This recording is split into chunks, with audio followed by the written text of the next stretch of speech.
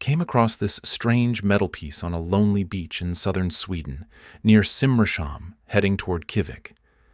It's a lightweight aluminum fragment, about 50 by 130 centimeters, with insulation inside, plenty of rivets, and a small red marking on both sides. There's almost no rust, despite the salty environment, and it has ball gearing at the top. My first thought was boat debris, but the shape and materials also suggest it could be from an aircraft. Does anyone know what this might have been used for?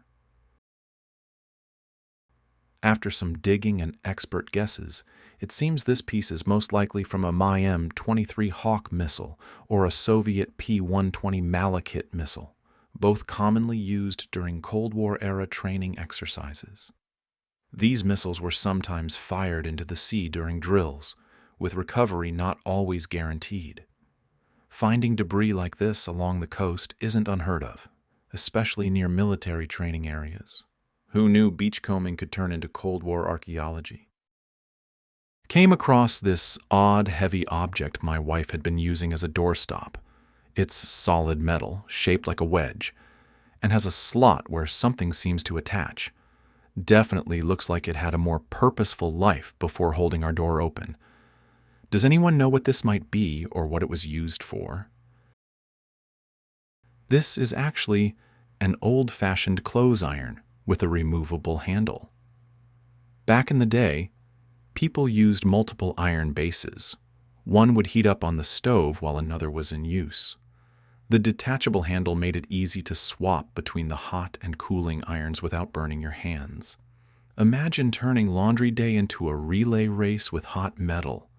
And here we were, thinking it was just a fancy doorstop. I found this odd, hard plastic oval-shaped object that has an anchor point. It has 2 holes on the side and 1 in the middle.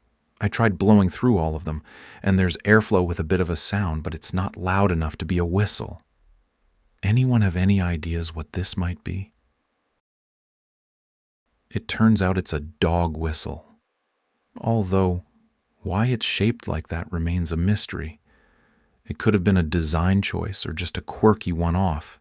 Apparently there was some water stuck in it when I was washing it, which dampened the sound.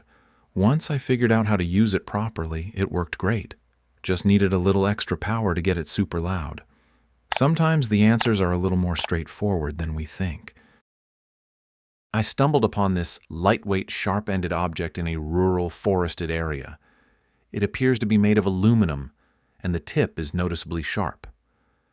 Does anyone know what this could be or what it was used for? It turns out this is a titanium toothpick, a pretty nifty and durable tool, especially since titanium is known for its strength and corrosion resistance.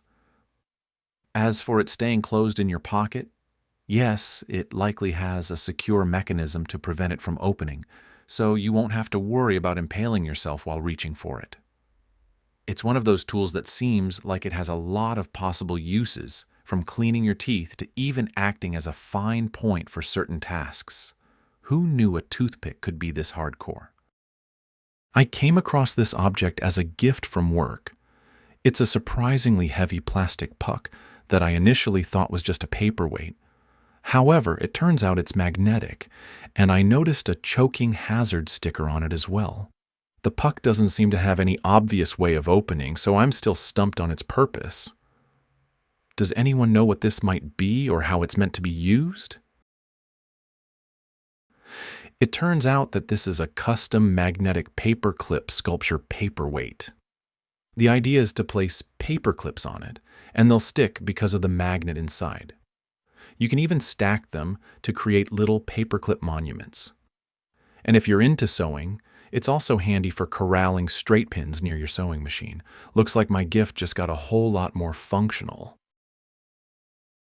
I stumbled upon this cube-shaped metal bead I found on the ground as a kid about 15 years ago. Each side has an intricate design with a 2-headed eagle on one side. It always seemed like it might be something significant, but I never figured it out. Any guesses? Turns out, it's a Russian souvenir keychain bead. The designs include the coat of arms of Russia, St. Basil's Cathedral, and what's likely the Spasskaya Tower of the Kremlin. These types of beads were popular as keepsakes from Russia, often attached to keychains or bracelets. Guess I've unknowingly held onto a little piece of tourist history all these years. I just moved into a new apartment and didn't notice this on my first walkthrough. What is it? It's made of 3 wooden sticks painted white, hinged together, letting them swing. And it's next to the back door. Does anyone know what this could be or what it was used for? This is a classic old-school towel drying rack. While it can be used for other things, its main purpose is for hanging towels to dry.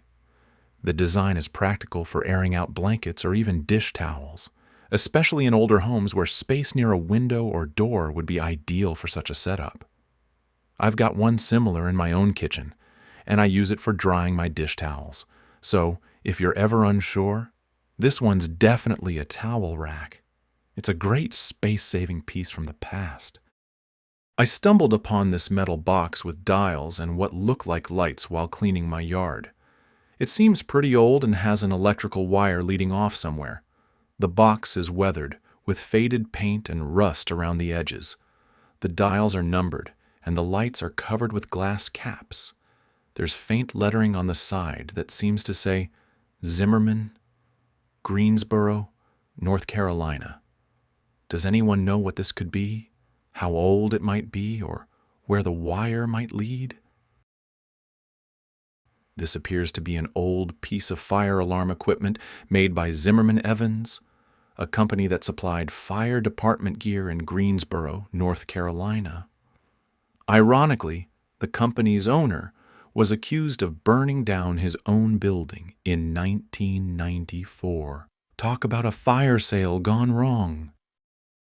Stumbled upon this curious listing on Facebook Marketplace.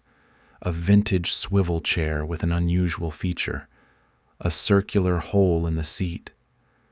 The seller describes it as Victorian, possibly designed for medical purposes, though they're unsure of the exact use.